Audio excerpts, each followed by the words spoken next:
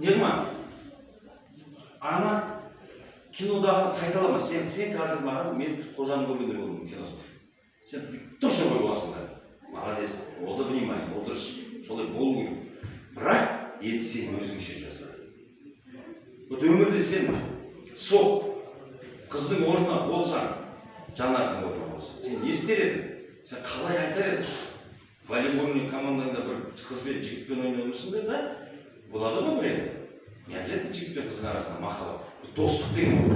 Қыз бен қыз дос болу керек емес, сенбейді. Жігіт пен қыз таза жақсы дос болу.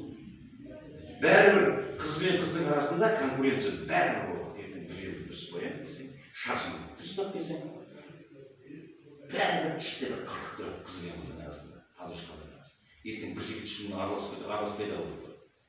Өмірді көресіңдер әлі, өмірлерін алдама. Енді сен өзің айтшы. Өзің сен, как ты себя вела?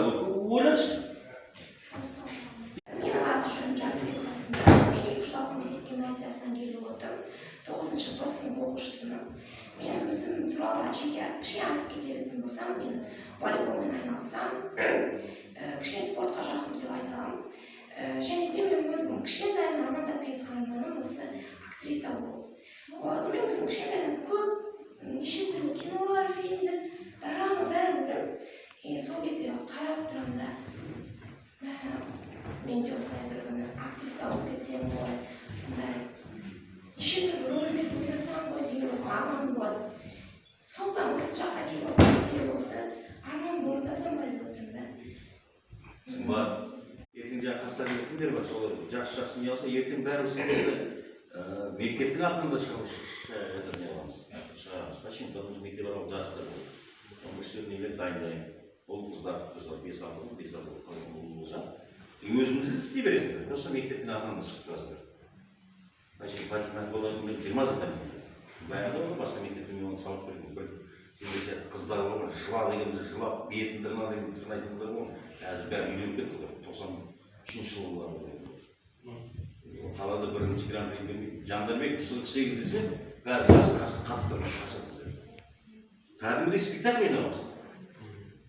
Бір несі қалмаған ғой. Сосын дайындалды, жаңа темаларға не қылды, 8 март келеді қыздар.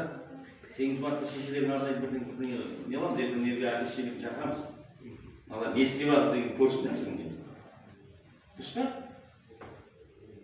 Сол мектептің өткенде кімдерге Әсем апайларына айттым, не қандай 8 март білдірді болса, ачық оларға қатысасың.